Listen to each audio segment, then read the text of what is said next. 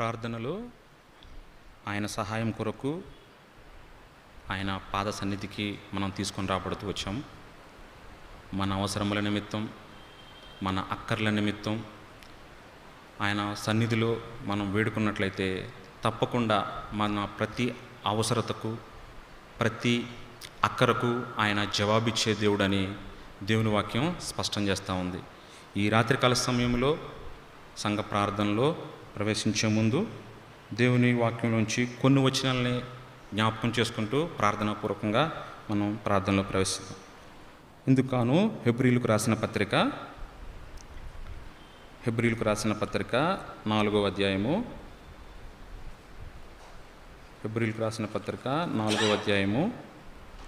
16వ వచనం అందరం కలిసి చదువుకుందాం. హెబ్రీలకు రాసిన పత్రిక 4వ అధ్యాయము 16వ వచనం అందరం కలిసి చదువుకుందాం.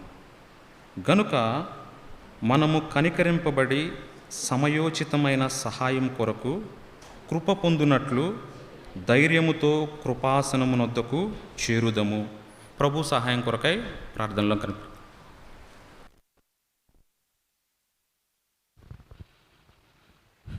ప్రేమగల పరలోకమందున్న మా తండ్రి, పరిశుద్ధుడైన మా ప్రభువా, మీ ప్రియకుమారుడు మా రక్షకుడైన యేసుక్రీస్తు ప్రభువారి ఘనమైన, శ్రేష్టమైన, ఉన్నతమైన నామములో మీ పాదముల చెంత చేరి అయా మీకు వందనాలు చెల్లిస్తూ ఉన్నాం. మా జీవితాల్లో ఆయన మరొక దినాన్ని మీరు అనుగ్రహించినందుకై మీకు వందనాలు. ఈ రాత్రికాల సమయంలో సంఘ ప్రార్థనగా నా ప్రభువా అయా నీ పాదముల చెంత చేరి అయా నీకు మొరపెట్టడానికి, మా విన్నపములు నీకు తెలియచేయటానికి ప్రభువా మీరు మాకిస్తున్న ఈ సమయం కొరకై వందనాలు చెల్లించుకుంటూ ఉన్నాం. దయగలిగిన దేవుడవు, కృప చూపించు దేవుడు ప్రభువా అయా ఆశపడ్డ ప్రాణాన్ని తృప్తిపరిచే దేవుడవు, భారంతో నా ప్రభువా మీ చెంతకొస్తూ ఉన్నాం. నీవు అటువంటి వారిని నీవు అలక్ష్యం చేయవని నీ లేఖన భాగాలు సెలవిస్తూ ఉన్నాయి. ప్రియ తండ్రి, ఈ రాత్రికాల సమయంలో కృప చూపించండి.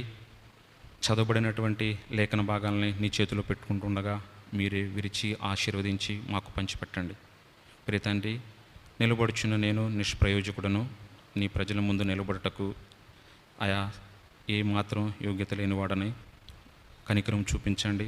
నన్ను మీ సిలువు చాటును మరుగుపరిచి నన్ను కేవలం నీ నోటి పూరగా మాత్రమే వాడుకొని మీరు మహిమ పొందమని, ప్రార్థన కొరకై మా హృదయాలను మీరు ప్రేరేపిస్తూ రమ్మని, మహిమ, ఘనత, కీర్తి, ప్రభావాలు మీకే ఆరోపించుకుంటూ మా ప్రభువును మా రక్షకుడైన మా యేసుక్రీస్తు వారి శ్రేష్టమైన నామములో వందనములతో ప్రార్థిస్తున్నాం తండ్రి, ఆమేన్.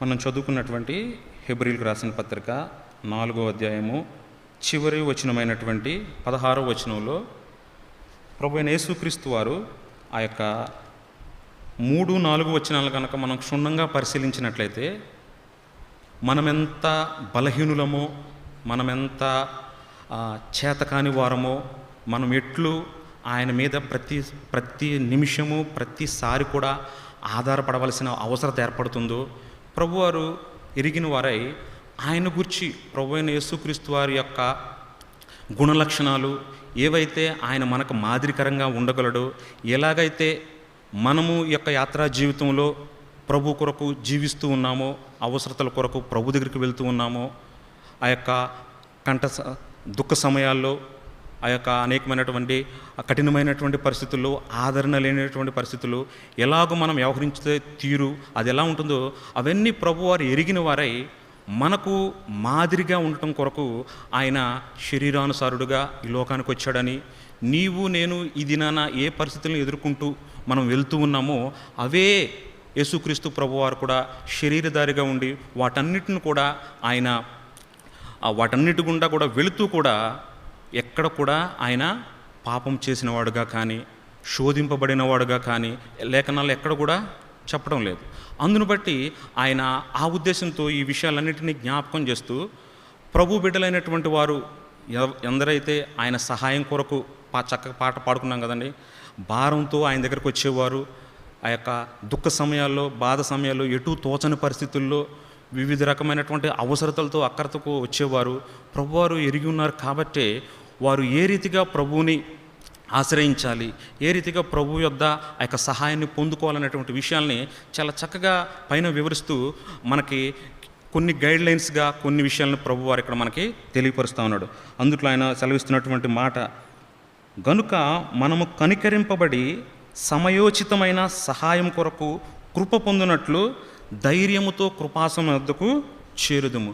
ఈ రీతిగా ప్రభు యొక్క సింహాసనానికి మనము చేరాలి, పొందుకోవాలంటే ఒక ప్రక్రియ ప్రభువారు చెప్తా ఉన్నారు. మనం ఏ రీతిగా ప్రభువుని ఆశ్రయించాలి, ఏ రీతిగా ప్రభు వద్ద పొందుకోవాలంటే మానవులైనటువంటి మనకే భౌతికమైనటువంటి స్వల్పమైనటువంటి జీవితం కలిగిన మనకే ప్రతిదానికి కూడా మనము ఒక నియమాలని రూల్స్ని పెట్టుకొని మనం ముందుకు వెళ్తాం. దేనికైనా సరే రూల్ ఇదిగోండి, దీని ప్రకారం జీవించాలి, దీని ప్రకారం మనిషి వ్యవహరించాలని చెప్పి ప్రతి దానికి కూడా ఒక నియమ నిబంధనలు రూల్స్ ఉంటా ఉన్నాయి. అలాగే ఆ యొక్క పరలోక సంబంధమైనటువంటి విషయాల మీద మనం దృష్టి కలిగి వాటిని పొందుకోవాలంటే ప్రతి ఒక్క విశ్వాస యాత్ర జీవితంలో మనకు కూడా కొన్ని దేవుని యొద్ద నుంచి పొందుకోవడానికి ఇవ్వబడినటువంటి నియమాలుగా ఉంటా ఉన్నాయి. ఎందరైతే దేవుని వాక్యంలో ఈ యొక్క వచనంలో 3 భాగాలుగా మనం చూసుకున్నట్లయితే, మనము కనికరింపబడుట కొరకై, ఈ మాట చాలా దయతో కూడుకున్నటువంటిది. నిజంగా ఆ మాటలోనే ఇది మనుషుల యొక్క లక్షణాలుగా మనం అసలు ఎక్కడ కూడా చూడమండి. ఎందుకంటే ఇది దైవిక లక్షణంగా చెప్పబడతా ఉంది. కనికరము అంటే చూడండి, మానవులుగా ఎవరన్నా మన ఎదురు నుంచి చిన్న సహాయం పొందుకుంటేనే అయ్యా దేవుళ్ళలాగా కాపాడు, దేవుళ్ళలాగా సహాయం చేసామని చెప్పి వెంటనే దేవుని మాటని ముందు పెట్టేసి వాళ్ళు కోట్ చేస్తూ ఉంటారు. అంటే ఈ పదాలు ఏవైతే మనం చూస్తూ ఉన్నావో అవన్నీ కూడా దైవికమైనటువంటిగా చెప్పబడతా ఉన్నాయి. అందుని బట్టి ప్రభువారు అంటా ఉన్నారు, ఒక విశ్వాసి తన విశ్వాస యాత్ర జీవితంలో ప్రభు యొద్దకు రావాలంటే కనికరింపబడిన వాడుగా ఉండాలని చెప్పేసి దేవుని వాక్యం స్పష్టం చేస్తూ ఉంది. అందుకే మనం చదువుకునేటువంటి సువార్త పత్రికల్లో మీరు ఎక్కడన్నా చూడండి, ప్రభువారు పదే వారు కాపర్లేని గొర్రెల వలె ఉండి వారు చెదిరిపోయి ఉన్నారని చెప్పేసి ప్రభువారు వారి మీద జాలి పడటం, అలాగే వారి మీద కనికరపడి అనేక మంది రోగులను ఆయన స్వస్థపరిచినని చెప్పి, ఆయన మీద కనికరపడి వారిని గుడ్డివాడిని బాగు చేశానని చెప్పి, ఆయా సందర్భాలను బట్టి ప్రభువారు ఎక్కడ చూసినా కూడా ఆ పత్రికల్లో కనికరము అనేటువంటి మాటనే ప్రభువారు జ్ఞాపకం చేస్తూ ఉన్నారు. ఆ విషయాలు మనం చూస్తూ ఉన్నట్లయితే మత్తయి సువార్త ఆ యొక్క విషయాలు ఎందుకు దేవుడు అంటే ఇది దేవుని యొక్క గుణలక్షణంగా చెప్పబడతా ఉన్నది. కనికరము అనేది పరసంబంధమైనటువంటిది, ఆ యొక్క పరలోక సంబంధమైనటువంటి కనికరము. అందుకే ప్రభువారు ప్రతి వారి మీద ఏ భేదం కూడా ప్రభువారు చూపించేవారు కాదు. నువ్వు ఈ దేశపు వాడివి, లేకపోతే నువ్వు ఈ జనాంగము ఇదని చెప్పి ఎక్కడ కూడా ప్రభువారు ఆ యొక్క భేదం చేసినట్లుగా, ఆ యొక్క తేడా చూపించినట్లు కాదు. ప్రతి వారు ఆయన వద్దకు వచ్చిన ప్రతి వారి మీద కనికర పడటం అనేది ప్రభువారు చూపించిన గొప్ప విషయంగా మనం చూడొచ్చు. 9వ అధ్యాయము 36వ వచనంలో ఈ మాట కోట్ చేయబడుతూ ఉంది. ఆయన సమూహములను చూచి, మత్తయి సువార్త 9:36, ఆయన సమూహములను చూచి వారు కాపరలేని గొర్రెల వలె విసికి చెదరి ఉన్నందున వారి మీద కనికరపడి. రెండవదిగా అదే మత్తయి సువార్త 14వ అధ్యాయము 14వ వచనంలో చూసినట్లయితే, ఆయన వచ్చి ఆ గొప్ప జన సమూహమును చూచి వారి మీద కనికరపడి వారిలో రోగులైన వారిని స్వస్థపరిచిన. అంటే దీన్ని బట్టి ప్రభువారు ఏ కార్యం చేయగోరినా ముందు వారి మీద కనికరపడేటువంటి దేవుడుగా ఉన్నాడని చెప్పేసి దేవుని వాక్యం సెలవిస్తూ ఉంది. 15వ అధ్యాయం 32వ వచనంలో చూసినా కానీ 15:32లో, అంతటా యేసు తన శిష్యులను పిలిచి, ఈ జనులు నేటికి 3 దినముల నుండి నా యొద్ద ఉన్నారు, వారికి తిననేమీ లేదు గనుక వారి మీద కనికరపడుచున్నాను. చూడండి, సందర్భం ఏదైనప్పటికీ ప్రభువారు ఆయా సందర్భాల్లో ఆయా పరిస్థితుల్లో ప్రతి సమయంలో కూడా ఆయన కనికరపడుతున్నటువంటి దేవుడుగా ఉంటున్నాడనే దేవుని వాక్యం మనకి జ్ఞాపకం చేయబడుతూ ఉంది. అదే విషయాన్ని పాత నిబంధన గ్రంథంలో ద్వితీయోపదేశకాండము మన పితరులైనటువంటి వారు దేవుడు ఎంత కనికరపూర్ణుడో మోషే వాళ్ళకి జ్ఞాపకం చేస్తూ సెలవిస్తున్నటువంటి మాట. ద్వితీయోపదేశకాండము 4వ అధ్యాయము 31వ వచనం. ద్వితీయోపదేశకాండము 4:31, నీ దేవుడైన యెహోవా కనికరము గల దేవుడు గనుక నిన్ను చేయి విడువడు.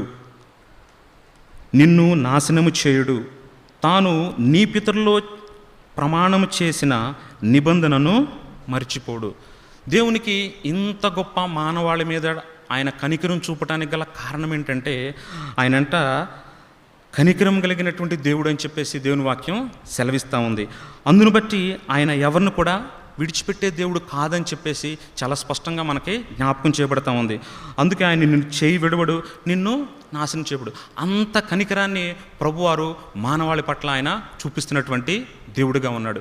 అంత కనికరం ఉంది కాబట్టి ప్రభు అయిన యేసుక్రీస్తు వారు ఆ యొక్క పరలోకాన్ని విడిచిపెట్టి ఈ లోకానికి దిగి వచ్చిన దేవుడిగా ఉన్నాడు. రక్షించటానికే మన పట్ల అంత కనికరం చూపిన దేవుడు ఆయన బిడ్డలంగా, ఆయన జనాంగంగా, ఆయన సొత్తుగా చేయబడి ఆయన కొరకు కనిపెడుతుంటున్నటువంటి బిడ్డల విషయంలో ఇంకెంత పట్టింపు కలిగి ఉండే దేవుడు అని చెప్పేసి ఈ విషయాలను బట్టి మనకి అర్థమవుతూ ఉంది. ఇందును బట్టి, ఈ విషయాన్ని బట్టి మనం జ్ఞాపకం చేసుకోవాల్సిన విషయం ఏంటంటే, ఆయన కనికరం కలిగిన దేవుడు. ఏ సమయంలోనైనా, సమయంలో ఎప్పుడైనా సరే దేవుని సన్నిధికి మనం చేరి రావడానికి మనం జ్ఞాపకం పెట్టుకోవాల్సినటువంటి వాగ్దానం ఏంటంటే, అయా నీవు కనికరం కలిగినటువంటి దేవుడు, నీవు చేయి విడిచిపెట్టే దేవుడువు కాదు. నువ్వు చేపట్టుకున్న నేను అనేక మార్లు నీ చేయిని విడిచిపెట్టేవాడుగా ఉంటానని చెప్పి ప్రభు సన్నిధిలో ప్రార్థన కొరకై మనం వచ్చినట్లయితే తప్పక మన యొక్క ప్రార్థన ఆయన ఆలకించే దేవుడిగా ఉన్నాడు అని చెప్పి దేవుని వాక్యం జ్ఞాపకం చేస్తూ ఉన్నది. అంత మాత్రమే కాదు, కీర్తనల గ్రంథము 119వ కీర్తనల గ్రంథము 119 41వ వచనం. 119:41. యెహోవా నీ కనికరములు నా యొద్దకు రానిమ్ము, నీ మాట చొప్పున నీ రక్షణ రానిమ్ము. చూడండి, భక్తుడు దేవుని యొక్క కనికరము ఎంత గొప్పదో తన జీవితంలో అనుభవపూర్వకంగా ఎరిగినవాడు కాబట్టే దేవుణ్ణి వేడుకుంటూ ఉన్నాడు. అయ్యా నీ కనికరము నా యొద్దకు రానిమ్ము. ఇదే విషయం మన యొక్క జీవితాల్లో కూడా జ్ఞాపకం చేస్తున్న విషయం ఏంటంటే, మనం ఎంత ఆయన కనికరాన్ని ఎరిగి ఉన్నాము, ఎంత ఆయన కనికరాన్ని దైనందిన జీవితాల్లో పొందుకుంటున్నాము అన్న విషయం మీదే ఈ యొక్క కనికరం అనేది ఆధారపడుతుంది. నువ్వు దేవుని కనికరాన్ని రుచి చూచిన వాడుగా ఉన్నట్లయితే తప్పకుండా ప్రతి విషయంలోనూ దేవుడు ఎంత కనికరపూర్ణుడో అనుభవపూర్వకంగా ఆయన సన్నిధికి వచ్చేవారుగా ఉంటారని దేవుని వాక్యం జ్ఞాపకం చేస్తూ ఉంది. అంత మాత్రమే కాదు, 145వ దావీదు కీర్తన 145 9వ వచనం. 145:9. యెహోవా అందరికీ ఉపకారి, ఆయన కనికరములు ఆయన సమస్త కార్యముల మీద ఉన్నవి. ఎంత తేటపరుస్తూ ఉన్నాడంటే దేవుడు, ఆయన అందరికీ ఉపకారి అయినటువంటి దేవుడు, అందరికీ ఎల్లప్పుడూ ఉపకారం చేసేటువంటి దేవుడు. మరి ఆయన సన్నిధిలో మనం కనిపెట్టుకోవడానికి, ఆయన దయను పొందుకోవడానికి వచ్చినటువంటి మన పట్ల ఇంకెంత ఉపకారం చేయడానికి సిద్ధంగా ఉన్నాడు. ఆయన యొక్క గుణలక్షణాలను బట్టి ఆయన ఉపకారం చేసే దేవుడు అని చెప్పి దేవుని వాక్యం జ్ఞాపకం చేస్తూ ఉన్నప్పుడు, ఆయన కనికరములు ఆయన సమస్త కార్యముల మీద కూడా ఉన్నాయి అని చెప్పేసి దేవుని వాక్యం జ్ఞాపకం చేస్తూ ఉంది. దీన్ని బట్టి ఆ యొక్క కార్యాలను మనం ఎరిగిన వారుగా ఉన్నట్లయితే తప్పకుండా దేవుని యొక్క కనికరాన్ని కోరుకుంటాము. దాన్ని బట్టి దేవుని పాదాల యొద్ద ఆయన సన్నిధిలో మనం మోకరిల్లే వారుగా ఉంటామని చెప్పేసి దేవుని వాక్యం జ్ఞాపకం చేయబడతా ఉన్నది. అదే విషయాన్ని మీకా భక్తుడు కూడా జ్ఞాపకం చేస్తూ ఉన్నాడు. చూడండి, మీకా 7వ అధ్యాయము 18వ వచనం. మనందరికీ పరిచయమైనటువంటి మాటలే. మీకా 7వ అధ్యాయము 18వ వచనం. తన స్వాస్థ్యములో శేషించిన వారి దోషమును పరిహరించి వారు చేసిన అతిక్రమముల విషయమై వారిని క్షమించు దేవుడువైన నీతో సముడైన దేవుడున్నాడా. చూడండి, ఆయన గుణలక్షణం, మరొక గుణలక్షణం ఏంటంటే ఆయన కనికరం చూపడానికి ఎప్పుడు కూడా క్షమించే దేవుడుగా ఉన్నాడని చెప్పేసి భక్తుడు జ్ఞాపకం చేస్తూ ఉన్నాడండి. అటువంటి క్షమించే దేవుడు నీతో సముడైన వారు ఎవరున్నారయ్యా అని చెప్పేసి భక్తుడు జ్ఞాపకం చేస్తూ ఉన్నాడు. ప్రియ దేవుని బిడ్డలారా, ఈ రాత్రికాల సమయంలో దేవుని యొక్క సన్నిధిలో ఆయనకు ప్రార్థించడానికి, ఆయన యొద్ద మొరపెట్టుకోవటానికి వచ్చినటువంటి మనము నిజముగా ఎటువంటి భారంతో వచ్చామో కేవలం అది మనకు మాత్రమే తెలుసు, దేవునికి మాత్రమే తెలుసు. అయితే ఆయన అంటా ఉన్నాడు, మన యొక్క దోషాలు క్షమించుటలో ఆయనకి సాటి అయిన వారు లేరు అనేటువంటి విషయాన్ని దృఢపరుస్తూ ఆయన ఈ రాత్రికాల సమయంలో జ్ఞాపకం చేస్తూ ఉన్నాడు. ఒకవేళ ఆయా విషయాలను బట్టి ధైర్యం లేక భయంతో మనం ఆయన సన్నిధికి రాలేకపోతా ఉన్నామేమో, ఆయన కృపను ఆశ్రయించలేకపోతా ఉన్నామేమో, అందుని బట్టి ఆయన అంటా ఉన్నాడు, అయ్యా ఇంతగా మానవుల పట్ల నీవు కనికరం చూపడానికి కారణం ఏంటంటే వారి దోషాలన్నింటినీ నీవు క్షమించడానికి సిద్ధంగా ఉన్నటువంటి దేవుడు.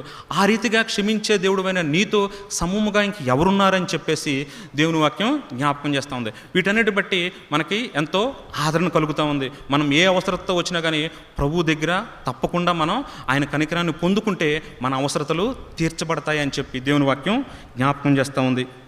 అంత మాత్రమే కాదు, లూకాసు వార్త 1వ అధ్యాయము,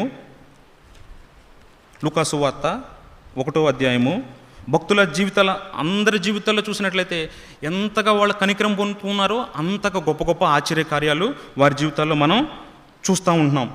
లూకాసు వార్త 1వ అధ్యాయము 50వ వచనం, ఆయనకు భయపడు వారి మీద ఆయన కనికరము తరతరములుండును. చూడండి, ఆత్మపూర్ణులై ఆ యొక్క ఎలిజబెత్తు, ఆ యొక్క మరియా వందన వచనాలు చేసుకుంటున్నటువంటి సమయంలో తను చదివిస్తున్నటువంటి మాట ఏంటంటే, ఆయనకు భయపడు వారి మీద ఆయన కనికరము తరతరములుండును. కేవలం ఒక తరము 2 తరాలు అని చెప్పలేదండి. తరతరములు అంటే అది ఇన్ఫినిటీ అని తీసుకోవచ్చు మనం. ఆయనకు భయపడేవారి విషయంలో దేవుడు అంతగా ఆయన ఆ యొక్క విషయాన్ని పొందుపరిచిన వాడుగా ఉన్నాడని చెప్పేసి దేవుని వాక్యం జ్ఞాపకం. అంత వృద్ధ వయసులో కూడా వాళ్ళు గర్భాన్ని ధరించి కుమారుని కన్నారు అంటే దేవుని వాక్యం సెలవిస్తూ ఉంది. ఎందుకంటే వారు దేవుని పట్ల ఎంత భయభక్తులు కలిగిన వారుగా ఉన్నారో అందుకే దేవుడు అంతగా కనికరాన్ని చూపించి తనే ఎలిజబెత్ ఉంటుంది, నాకెంతో సిగ్గుగా ఉంటా ఉన్నది, ఈ వయసులో నేను జనులు కళ్ళ పడినట్లయితే నాకెంతో అవమానం, ఇంత వృద్ధ వయసులో కూడా నేను బిడ్డను కంటాను అని చెప్పి. అంటే దేవునికి అసాధ్యమైనది ఏదీ లేదు అని చెప్పి దేవుని వాక్యం సెలవిస్తాను. దానికి హేతు ఏంటంటే ఎవరి జీవితాల్లో అయితే దేవునికి భయపడేవారుగా ఉంటారో ఆ భయం అనేది తరతరాలకి ఆయన కృప చూపించడానికి కారణమవుతుందని చెప్పి దేవుని వాక్యం మనకి జ్ఞాపకం చేయబడతా ఉంది.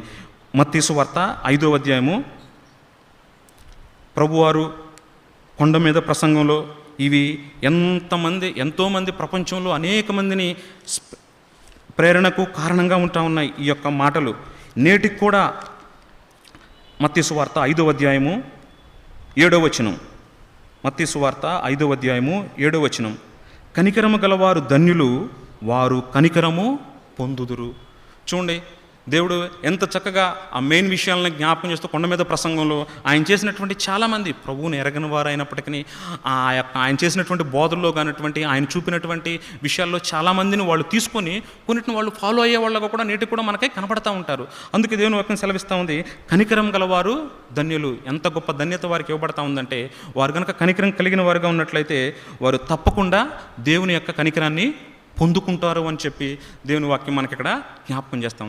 దీన్ని బట్టి దేవుని సన్నిధికి, ఆయన సన్నిధిలో ప్రార్థించడానికి, ఆయన సన్నిధిలో మొరపెట్టడానికి వచ్చేవారు మొదటిగా ఎందరైతే దేవుని కనికరాన్ని పొందుకున్న వారుగా ఉంటారో రిజల్ట్స్ కూడా దాన్ని బట్టే ఉంటాయని చెప్పేసి ప్రభువారు మనకి జ్ఞాపకం చేస్తూ ఉన్నారు. రండి, హెబ్రీయులకు రాసిన పత్రిక 4వ అధ్యాయము 16వ వచనము, 4:16, గనుక మనము కనికరింపబడి సమయోచితమైన సహాయం కొరకు కనికరింపబడాలి.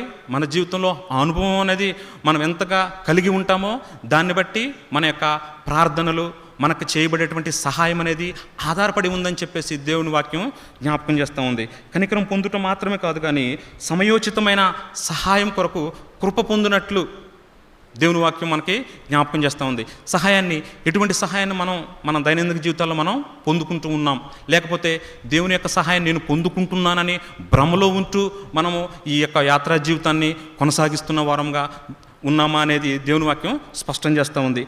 దినవృత్తాంతంలో 2వ గ్రంథము 32వ అధ్యాయము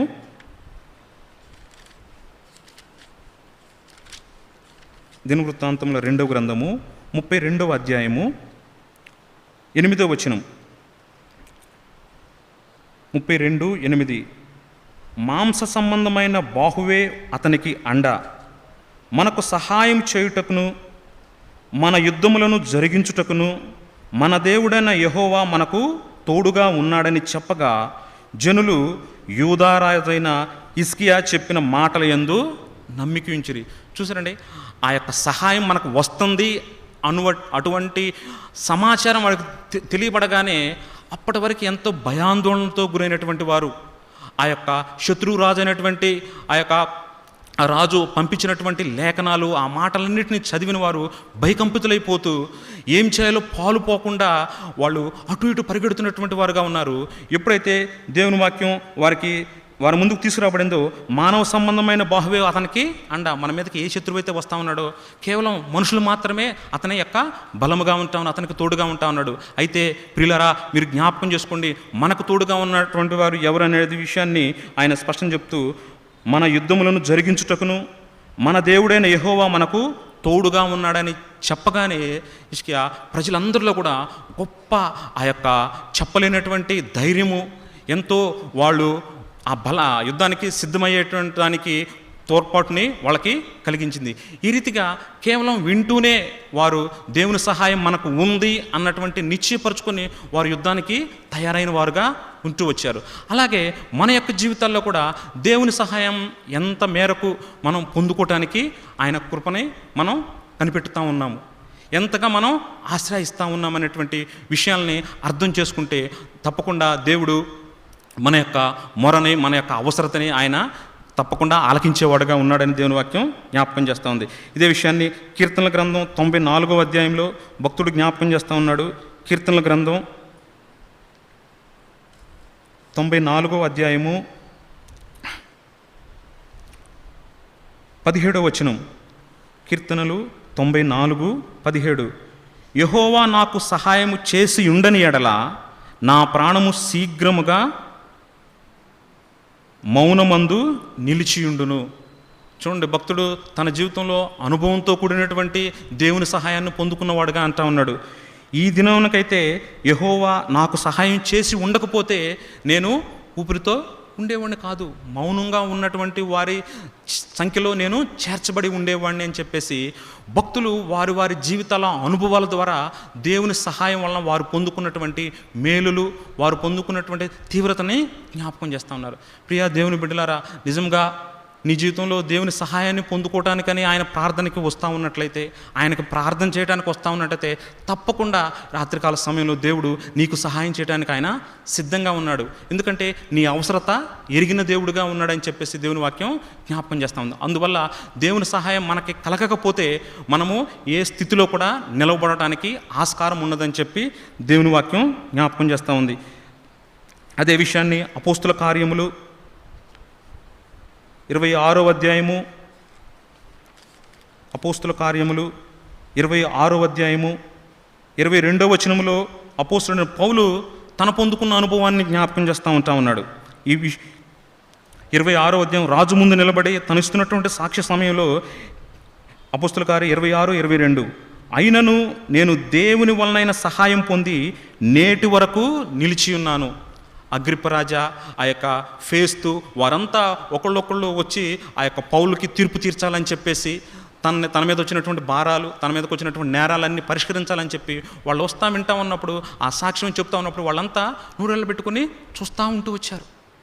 ఆయన అంటా ఉన్నాడు, అపోస్తలుడైన పౌలు అంటా ఉన్నాడు, అయ్యా నేను ఈ దినాన నేను దేవుని వలనైన సహాయాన్ని పొంది నేటి వరకు నిలిచి ఉన్నాను అంటే నా దేవుని యొక్క సహాయమే నాకు ఈ కారణం అని చెప్పేసి ఆ అగ్రిప్పరాజు ముందు తను బహుధైర్యంగా జ్ఞాపకం చేస్తూ ఉన్నాడు. అంత మాత్రమే కాదు, యెషయా గ్రంథం 31వ అధ్యాయము, యెషయా గ్రంథము 31వ అధ్యాయము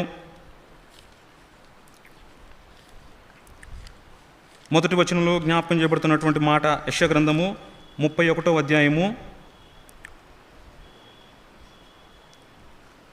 ఇశ్రాయేలు పరిశుద్ధ దేవుని లక్ష్య పెట్టకయు యెహోవా యొద్ద విచారింపకయు సహాయము నిమిత్తము ఐగుప్తునకు వెళ్ళుచు గుర్రములను ఆధారం చేసుకుని వారి రథములు విస్తారములనియు రౌతులు బలాఢ్యులనియు వారిని ఆశ్రయించు వారికి ఆత్మీయ జీవితంలో మనం అన్వయించుకోదగిన రీతిలో సహాయం కొరకు దేవుణ్ణి విడిచిపెట్టి మనుషులను ఆశ్రయించేవారు, ఇతరత్రమైనటువంటి అధికారులను ఆశ్రయించేవారు, ఏదైనా వారి యొక్క సమస్య తీర్చబడాలి అనేటువంటి దృక్పథంతో మార్గాలను సిద్ధపరచుకొని వాటి ద్వారా వాళ్ళు మేలు పొందుకొని వాళ్ళు అనుకుంటూ ఉంటారు, నేను దేవుని వలన సహాయం పొందాను. అయితే దేవుని వాక్యం సెలవిస్తూ ఉంది, ఒకవేళ మనం గనక ఐగుప్తు యొక్క సహాయాన్ని పొందుకుంటూ దేవుని లక్ష్య పెట్టకుండా పరిశుద్ధ దేవుని యొద్ద విచారణ చేయకుండా ఆ యొక్క సహాయాలు పొందుకుంటే దేవుని వాక్యం ఉంటుంది, నీకు శ్రమ.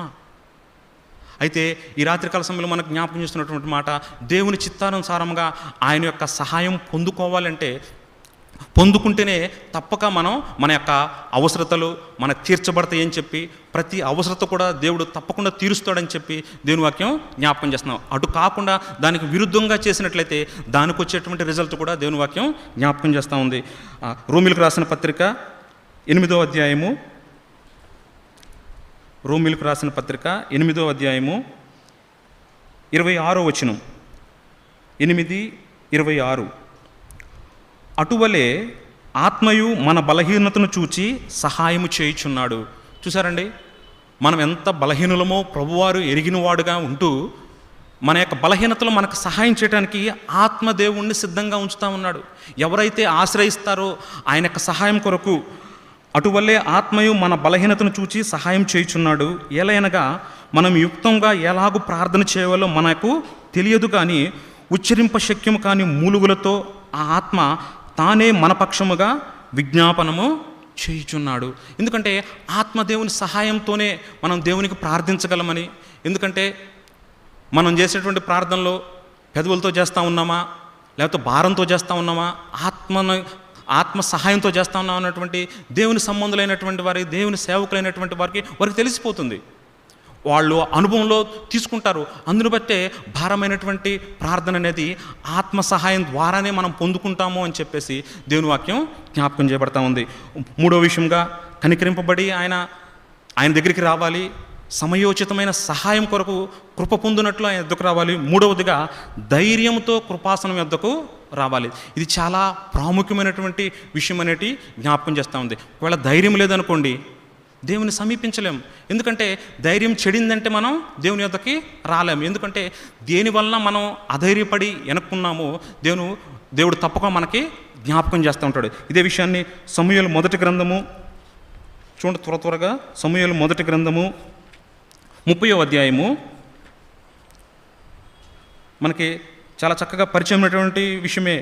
ఎన్నోసార్లు జ్ఞాపకం చేసుకుంటూ ఉంటాం. సమూయేలు మొదటి గ్రంథం 30వ అధ్యాయము 6-7 వచనాలు భక్తుడైనటువంటి దావీదు తన జీవితంలో ధైర్యం చెడినటువంటి సమయంలో ఎంతగా ఇబ్బంది పడతా ఉన్నాడో మాటల్లోనే మనకి కనపడతా ఉంది. 4వ వచనం నుంచి 34, ఇక ఏడ్చుటకు శక్తి లేకపోవునంత బిగ్గరగా ఏడ్చి. దీన్ని బట్టి ఎంత బిగ్గరగా, ఎందుకంటే స్త్రీలు ఏడవటంలో అంటే వాళ్ళు బిగ్గరగా కానివ్వండి, ఏడుపు అనేది వాళ్ళు తప్పక వాళ్ళు ప్రదర్శిస్తారు. అంటే పురుషులు ఏడవటంలో ఉన్నటువంటి ఆంధ్రం అంటే ఎంత ఇది కలిగిందో, తనకి ఎంత బాధ ఉందో, ఎంతగా నలిగి ఉన్నాడో దీన్ని బట్టి బిగ్గరగా ఏడ్చాడంట. ఇంకా ఏడ్చడానికి శక్తి కూడా లేదు. ఎందుకంటే రాళ్ళుతో నన్ను ఈ జనులు కొట్టు చంపుతారని చెప్పేసి 6-7 వచనాలు చూడండి.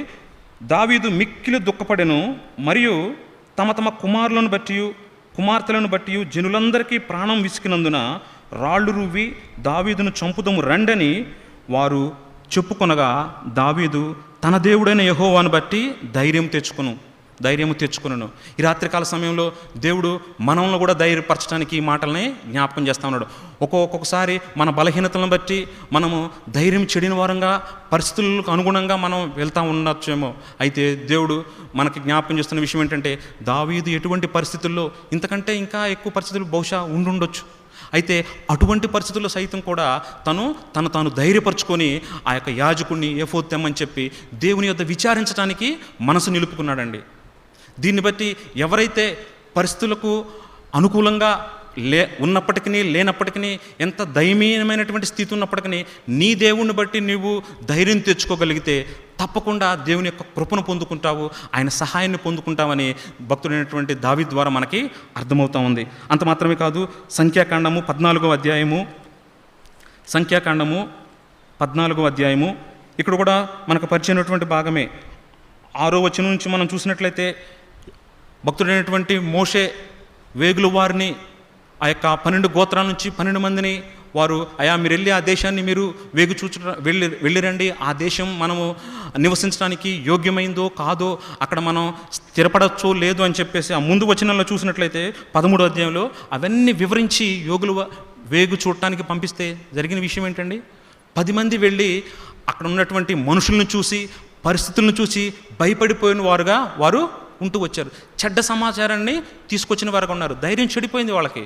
ధైర్యం చెడిపోయి వచ్చి వారు ధైర్యం చెడగొట్టుకోవడమే కాక సమాజంలో ఉన్న వారందరిని కూడా భయభ్రాంతులను గురి చేశారు.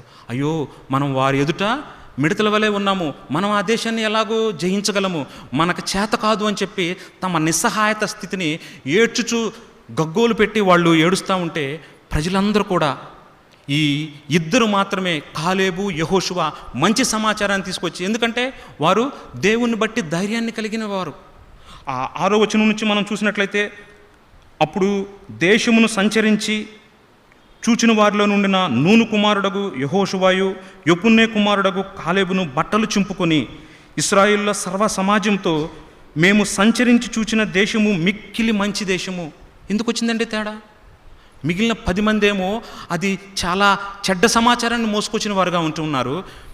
మిగిలిన 2 మాత్రం వాళ్ళు అంటూ ఉన్నారు, లేదు లేదు, మనం వేగు చూసినటువంటి దేశం చాలా మంచి దేశం, దేవుడు మనకి దాన్ని స్వాస్థ్యంగా ఇవ్వబోతా ఉన్నాడు, వారందరూ మనకి ఆహారం అవుతారు, ఇశ్రాయేల్ ప్రజలారా మీరెందుకు ధైర్యం చెడి ఈ రీతిగా ఉంటా ఉన్నారని చెప్పి వాళ్ళంతా రాళ్ళు తీసుకొని కొట్టడానికి సిద్ధపడ్డారండి, వాళ్ళని చంపడానికి సిద్ధపడ్డారు. అయినప్పటికీ తమ దేవుణ్ణి బట్టి వాళ్ళు ధైర్యాన్ని విడిచిపెట్టలేదు. చచ్చిపోయినా పర్వాలేదు, సత్యాన్ని మేము తెలియపరచాలని చెప్పేసి దేవుని యొక్క చిత్తానుసారంగా ధైర్యంతో తమ దేవుణ్ణి అక్కడ వారు ప్రదర్శించిన వారుగా ఉంటూ ఉన్నారని దేవుని వాక్యం జ్ఞాపకం చేయబడతా ఉంది.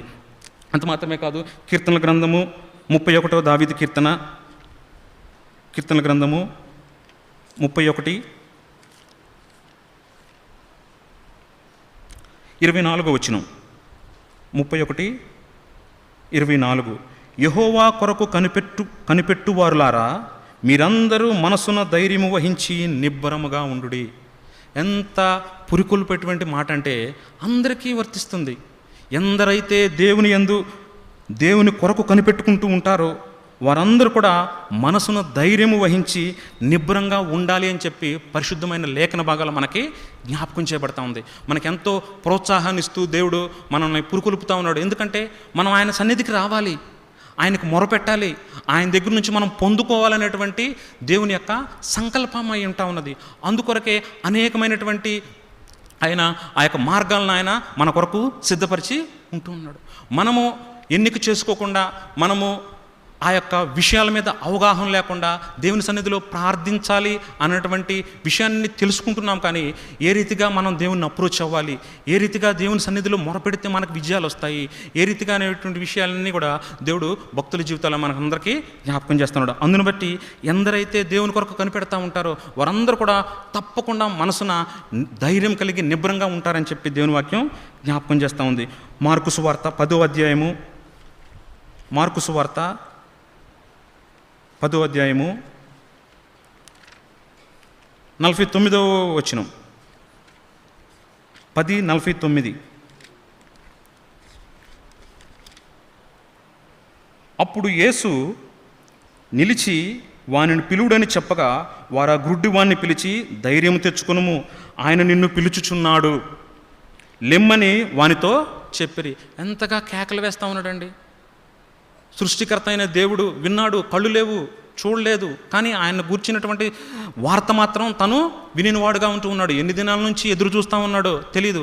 ఆ మార్గాన వెళ్తూ ఉన్నాడు అన్నటువంటి చిన్న వార్త తన చెవిని పడగానే ఏమాత్రం ఇది చేయకుండా పెద్దగా కేకలు వేస్తూ, ఆ బోధకుడా కరుణించుము, దావీదు కుమారుడా కరుణించుము అని చెప్పేసి కేకలు వేస్తూ ఉన్నాడు. ఎందుకంటే తనలో ఉన్నటువంటి ధైర్యము తనకి అటువంటి అవకాశాన్ని ఇస్తూ ఉంది. వారందరూ కూడా యేసు ప్రభుతో పాటు ఉన్నటువంటి శిష్యులు, మార్గంలో వెళ్ళే అందరూ కూడా, గుడ్డడా ఊరుకో, మౌనంగుండు అని చెప్పి ఎంత నివారించడానికి చూసినా కానీ తను మాత్రం ఆకలింది. ధైర్యంతో తన హృదయంలో ఉన్నటువంటి భారం ఎంత ఇదిగా ఉన్నదో దాన్ని బట్టి ఆ యొక్క సృష్టికర్త అయినటువంటి దేవుణ్ణి, యేసుక్రీస్తు ప్రభువాన్ని అక్కడ నిలబెట్టేశారు. నిలబెట్టి అప్పుడు అయా యేసుక్రీస్తు ప్రభువారు నేను పిలుస్తున్నారని చెప్పేసి అతన్ని తీసుకెళ్తే ప్రభువారు అతనికి గొప్ప స్వస్థతని దయచేశారు. ఇట్టి రీతిలో మనకు సవాల్తో కూడినటువంటి ఎన్నో విషయాలు దేవుని వాక్యంలో జ్ఞాపకం చేయబడతా ఉన్నాయి. వాటన్నిటిని మనం ప్రాక్టీస్ చేయగలుగుతా ఉన్నామా? మన జీవితంలో అన్వయించుకోగలుగుతా ఉన్నామా? ఒకవేళ ఆ రీతిగా అన్వయించుకోగలిగితే తప్పకుండా బెస్ట్ రిజల్ట్స్, మంచి రిజల్ట్స్ దేవుడు మనకి ఇవ్వడానికి సిద్ధంగా ఉంటా ఉన్నాడు. అంత మాత్రం కాదు, హెబ్రీయులకు రాసిన పత్రిక 10వ అధ్యాయము, హెబ్రీయులకు రాసిన పత్రిక 10వ అధ్యాయము 35వ వచనం, 10:35, దానికి ప్రతిఫలముగా గొప్ప బహుమానము ముందు నుంచి, కాబట్టి మీ ధైర్యమును విడిచిపెట్టకుడి, దానికి ప్రతిఫలముగా గొప్ప బహుమానము కలుగును. నువ్వెంత ధైర్యం కలిగి ఉంటావో నీ దేవుని బట్టి, ఎంత ధైర్యంతో ఆయన సన్నిధికి వస్తావో అన్న దాని మీద బట్టే ఆ యొక్క ప్రతిఫలం అనేది ఆధారపడి ఉందని చెప్పి దేవుని వాక్యం జ్ఞాపకం చేస్తూ ఉంది. కాబట్టి మీ ధైర్యాన్ని విడిచిపెట్టొద్దు, దానికి ప్రతిఫలముగా గొప్ప బహుమానం కలుగుతుందని చెప్పి పరిశుద్ధ లేఖన భాగాలు రాత్రికాల సమయంలో మనకి జ్ఞాపకం చేస్తూ ఉన్నది. అంత మాత్రమే కాదు, ప్రాముఖ్యమైనటువంటి విషయం, మన యొక్క జీవితాల్లో ధైర్యాన్ని కోల్పోయినప్పుడు ఆ యొక్క యోహాను రాసిన మొదటి పత్రిక 3వ అధ్యాయము 21వ వచనం, యోహాను రాసిన మొదటి పత్రిక 3వ అధ్యాయము 21వ వచనం, ప్రియులారా, మన హృదయము మన యందు దోషారోపణ చేయని ఎడల దేవుని ఎదుట ధైర్యము కలవారమగుదుము.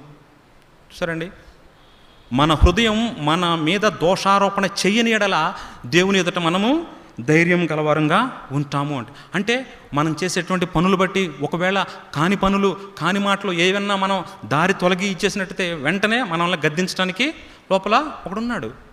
వాడు మౌనంగా కూర్చోడు, వెంటనే చెబుతాడు, నువ్వు బుద్ధి లేని పని చేసావు, నువ్వెట్లా దేవుని సన్నిధికి వెళ్ళగలవు, నువ్వెట్లా ఆయన వాక్యాన్ని చదవగలవు అని చెప్పేసి పదే పదే ఎవరైతే ఆ యొక్క విషయాల్ని సరిచేసుకోవడానికి ఇష్టపడతారో, ఎవరైతే మరలా ఆ ధైర్యాన్ని మరలా అప్రోచ్ అవ్వటానికి, దేవుని సన్నిధిలోకి వెళ్ళి మళ్ళీ ప్రార్థించడానికి, దేవునితో వెళ్ళి పెనుగులాడటానికి, మొరపెట్టుకోవడానికి, కనిపెట్టడానికి మరలా తమను తాము ధైర్యపరుచుకుంటారో వారు తప్పక దేవుని యొక్క వాక్యానుసారంగా ధైర్యంతో వెళ్ళి తమ దేవుని బట్టి వాళ్ళు పొందుకునేవారుగా ఉంటారని చెప్పేసి దేవుని వాక్యం జ్ఞాపకం చేస్తూ ఉంది. అందును బట్టే ప్రభువారు హెబ్రీయులకు రాసిన పత్రికలో మీరు ఇంటికి వెళ్ళినాక చూడండి, ఆ యొక్క అధ్యాయము 3-4 అధ్యాయాల్లో ప్రభువారు అవన్నీ కూడా 1 by 1 స్టెప్ బై స్టెప్ అన్నీ జ్ఞాపకం చేస్తూ ఉన్నాడు. ఎందుకంటే అయా నేను నీకు మాదిరిగా ఉంటూ వచ్చాను, నేను నీకు మాదిరిగా ఉన్నాను, నువ్వు ఈ దినాన ఆ యొక్క ఇబ్బందులు పడతా ఉన్నావు, ఎటువంటి అవస్థలు పడతా ఉన్నావు, అవన్నీ నేను కూడా వాటి గుండా వెళ్ళాను, నాకేమీ కొత్త కావు, అయితే నేను వాటిని జయించాను, వాటిని నేను సహించి దేవుని కొరకు నేను నిలబడుతూ వచ్చాను. ఆ రీతిగా నన్ను చూడు, నువ్వు నా ఎద్దకు వచ్చినట్లయితే, నా విషయాలు నువ్వు నేర్చుకున్నట్లయితే తప్పకుండా కనికరాన్ని పొందుకుంటావు, సమయోచితమైన సహాయం కొరకు కృప పొందినట్లు నా దగ్గరికి వస్తావు, మరియు ధైర్యంతో నీవు కృపాసనం చేరుకుంటావు అని చెప్పేసి దేవుని వాక్యం మనకి జ్ఞాపకం చేస్తూ ఉంది. రాత్రికాల సమయంలో విన్న వాక్యాన్ని బట్టి దేవుని సన్నిధికి అట్టి భారంతో, అట్టి అవసరతతో, ఎందుకంటే మన అవసరతలో మనకే తెలుసు, మన అవసరత ఏముందో దాన్ని బట్టి మనం ప్రార్థించగలం. అందుని బట్టి మనకి సరైనటువంటి అవగాహన, సరైనటువంటి ఇది ఉన్నప్పుడు మాత్రమే దేవుని సన్నిధికి వచ్చి మనం ప్రార్థించగలుగుతాము. తద్వారా మన యొక్క జీవితాల్లో మనం ఆయన నుండి జవాబులు మనం పొందుకుంటామని చెప్పేసి దేవుని వాక్యం మనకి జ్ఞాపకం చేస్తూ ఉంది. విన్న మాటలను బట్టి ప్రార్థనలోకి ప్రవేశించి ప్రభు పాదాల దగ్గర మొరపెట్టుకునేవారుగా ప్రభు మనకు సహాయం చేయనుగాక.